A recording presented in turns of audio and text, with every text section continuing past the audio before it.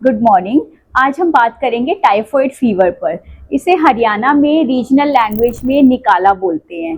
Typhoid fever या enteric fever commonly जो लोगों को पता है कि इसमें बुखार आता है, पेट में दर्द होता है। तो चलिए आज बात करते हैं टाइफॉइड फीवर के बारे में। टाइफॉइड फीवर होता है ग्राम नेगेटिव बैसिलाई सैल्मोनेला से, सैल्मोनेला टाइफी और सैल्मोनेला पैराटाइफी, जिसके कारण से जो टाइफॉइड फीवर होता है वो टाइफॉइड फीवर और पैराटाइफॉइड फीवर इसकी एक वैरायटी है, वो भी पेशेंट को हो सकता है। अब यूजुअली होता क्या है, ये भी हम काफी लोगों को अभी तक पता चल चुका है कि कंटैमिनेटेड फूड एंड वाटर के कारण टाइफॉइड फीवर होता है। अगर घर में किसी भी एक मेंबर को टाइफॉइड फीवर हो जाता है तो उसके चांसेस रहेंगे कि वो सब में स्प्रेड हो जाए। कैसे? वो अपने स्टूल में टाइफॉइड फीवर का कीटाणु पास करेगा। अगर स्टूल जाने के बाद वो प्रॉपर हैंड वॉश नहीं करते हैं या प्रॉपर सैनिटेशन का ध्यान नहीं करते हैं तो ये जो कीटाणु है फूड एंड वाटर के जरिए और भी मेंबर्स में फैल सकता है। तो जहाँ पर भी ओवर क्राउडिंग है या प्रॉपर सैनिटेशन वाली कंडीशंस फॉलो नहीं की जाती है या हैंड वॉशिंग का ध्यान नहीं रखा जाता है तो ऐसी स्थिति में टाइफॉइड बहुत रैपिडली और मेंबर्स में या कम्युनिटी में और लोगों को भी ये फैल सकता है। अब हम बात करेंगे इसके क्लिनिकल फीचर्स पर कि पेशेंट को दिक्कत क्या क्या होती है। यूजुअली टाइफॉइड के इन्फेक्शन होने के 3 से 15 दिन के बाद इसके लक्षण आने लगते हैं। मोस्ट कॉमन लक्षण होते हैं इसके फीवर आना और पेट में दर्द होना। बुखार इसका 2-3 दिन से लेकर 10-12 दिन तक या इवन महीने तक भी पेशेंट को फीवर चल सकता है। पेट में जो दर्द है कई केसेस में माइल्ड होता है, माइल्ड टू मॉडरेट इंटेंसिटी तक इसको पेशेंट्स को फीवर आ सकता है। इसके बाद पेशेंट के जो बोवल हैबिट्स हैं वो भी डिस्टर्ब हो जाते हैं। डायरिया हो सकता है या कॉन्स्टिपेशन हो सकती है। किसी किसी को शरीर पे रेड स्पॉट्स की परेशानी होने लग जाती है। उसके अलावा वीकनेस रहना, हाथ पाँव में दर्द होना, सिर में दर्द होना, इस तरह के भी लक्षण पेशेंट को आ सकते हैं। और कॉम्प्लिकेटेड केसेस में जहाँ पर टाइफॉइड कॉम्प्लिकेट हो जाता है उन केसेस में थोड़ा सा पेशेंट को सिर में दर्द ज़्यादा होने लग जाता है या एनकेफेलोपैथी या पेट में परफोरेशन, रेयर केसेस में ऐसा हो सकता है। अब हम बात करेंगे कि इसके प्रिवेंशन पे कि टाइफॉइड ना हो इसके लिए हमें क्या करना है। जैसे कि बरसात के मौसम में, मॉनसून सीजन में, जहाँ पे हमें पता है कि हमारा जो ड्रिंकिंग वाटर है वो दूषित पानी से मिल सकता है, तो ऐसी स्थिति में पानी का आपको देखना है बॉइल्ड वाटर या फिल्टर्ड वाटर का इस्तेमाल करें। बाहर का खाना या बाहर की चीज़ों को जितना हो सके उतना अवॉइड करें जहाँ पे आपको पता है कि कंटामिनेशन बहुत ज़्यादा हो सकता है। अगर आपको लग रहा है कि आपके घर में टाइफॉइड हुआ है किसी को तो उसका प्रॉपर आप डॉक्टर से मिलके उसका ट्रीटमेंट करवाएं। एंड इसकी टाइफॉइड की वैक्सीन भी अवेलेबल है। टाइफॉइड की वैक्सीन उनको लगाई जाती है जो कि एंडेमिक एरियाज में रहते हैं, जिनको बार बार टाइफॉइड हो रहा है, तो वो टाइफॉइड वैक्सीन टाइफिम B1 को लगवा सकते हैं।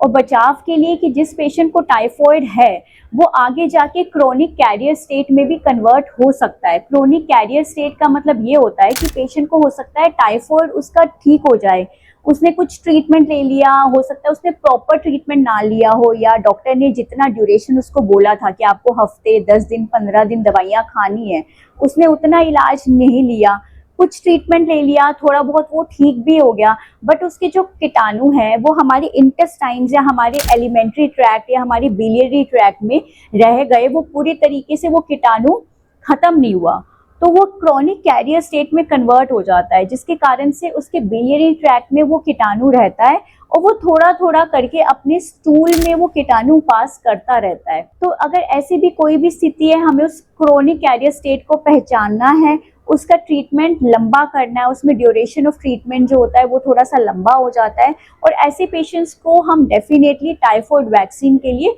ज़रूर लेटर ऑन एडवाइस करते हैं। अब हम बात करेंगे इसके ट्रीटमेंट एस्पेक्ट पर। ट्रीटमेंट के लिए फर्स्ट ऑफ ऑल हाइड्रेशन का प्रॉपर ध्यान रखना है, क्योंकि पेशेंट को कई बार इसमें काफ़ी ज़्यादा दस्त या डायरिया की कंप्लेंट्स हो जाती हैं, हाई ग्रेड फीवर होता है जिसके कारण से पानी की कमी हो जाती है, तो हमें केवल एंटीबायोटिक्स पे तो जाना ही है, बट स्टिल उसका हाइड्रेशन वाले पार्ट पे बहुत ध्यान देना है पेशेंट के। सेकेंड, पेशेंट का सिम्टोमेटिक ट्रीटमेंट किया जाता है। पेशेंट को बुखार है, पेट में दर्द है, तो उसके जो भी सिम्टम्स है उसके अकॉर्डिंगली ट्रीटमेंट किया जाता है।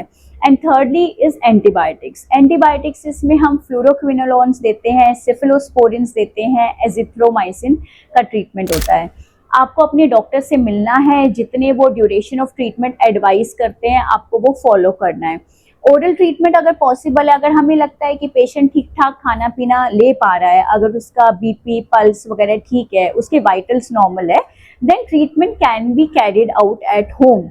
बट अगर पेशेंट को कंटिन्यूस वॉमिटिंग चल रही है या उल्टियाँ या डायरिया है, पेट में दर्द है, हाई ग्रेड फीवर है, अगर हमें लग रहा है कि पेशेंट ठीक से बोल भी नहीं पा रहा है, बहुत ज़्यादा वीकनेस है, बहुत ज़्यादा लेथार्जिक है, तो ऐसे पेशेंट को विदाउट फेल तुरंत एडमिट होना चाहिए, क्योंकि इवन डिहाइड्रेशन या हाई ग्रेड फीवर भी कई बार कंट्रोल नहीं होता और उसके लिए हॉस्पिटलाइजेशन मस्ट है। डायग्नोसिस के लिए कि हमें पता कैसे लगाना है कि पेशेंट को टाइफॉइड है, सबको पता है कि एक विडाल टेस्ट करवाया जाता है, but the problem is that कि पेरिफेरी में भी लोग पहले दूसरे दिन ही विडाल टेस्ट करवा के आ जाते हैं कि ये तो मैम हमें 2 दिन का फीवर था, हमने ये टेस्ट करवा लिया। बट विडाल टेस्ट आइडियली क्या होता है कि ये हमारे एंटीजेंस को डिटेक्ट करता है और ये सेकेंड वीक ऑफ फीवर में जाके ये पॉजिटिव आता है। तो ये बहुत ज़रूरी है कि हमें पता होना कि कौन सा टेस्ट हमें कब करवाना है, क्योंकि यूजुअली पेशेंट जब तक हमारे पास आता है वो टेस्ट करवा के आ जाता है और फिर उन टेस्ट को रिपीट करवाना, तो it adds burden to the pocket also. तो फर्स्ट वीक ऑफ फीवर में हमें एंटीबॉडीज़ मिलती है और एंटीबॉडीज़ हम डिटेक्ट करते हैं टाइफिडॉट टेस्ट से।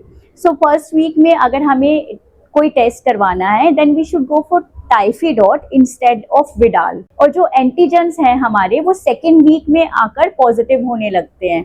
तो अगर पेशेंट हमारे पास आ रहा है सेकेंड वीक में सेइंग कि फीवर हमें हफ्ता हो गया, 10 दिन हो गया है, बुखार नहीं उतर रहा है, then we should go for Widal test. और जो सपोर्टिव टेस्ट होते हैं जैसे कि सीबीसी है, लिवर का पता लगाने के लिए, एसजीपीटी, बिलीरुबिन या गुर्दों का पता लगाने के लिए, वो टेस्ट साइमल्टेनियसली हम करवाते हैं। थर्ड वीक ऑफ फीवर में अभी तक पेशेंट को फीवर चल ही रहा है, थर्ड वीक में then we go for cultures. इसमें जो कल्चर्स की सेंसिटिविटी होती है वो हाई होती है। ब्लड कल्चर करवा सकते हैं पेशेंट का, stool culture, and in some cases में अगर हमारी डायग्नोसिस नहीं बन रही है then we go for bone marrow culture also. So prevention is better than cure. इस मॉनसून सीजन में बहुत सारे पेशेंट्स आते हैं, जॉन्डिस है, टाइफॉइड है, मलेरिया है, तो हमें कुछ ही चीज़ों का ध्यान रखना है कि बाहर का खाना अवॉइड करें। अगर आपको बाहर खाना भी है तो ऐसी जगह पर खाना खाएं जहां पर आपको पता है कि proper sanitation and hand hygiene का ध्यान रखा जा रहा है। घर में अगर किसी मेंबर को टाइफॉइड है तो उसका प्रॉपर इलाज करें, और अगर आपको ऐसे कोई भी लक्षण आ रहे हैं टाइफॉइड वाले तो अपने डॉक्टर को कंसल्ट करें और इसका प्रॉपर ट्रीटमेंट लें। आई होप आपको मेरी वीडियो से कुछ यूजफुल टिप्स तो ज़रूर मिले होंगे, टाइफॉइड के बारे में कुछ पता चला होगा। And prevention is always better than cure.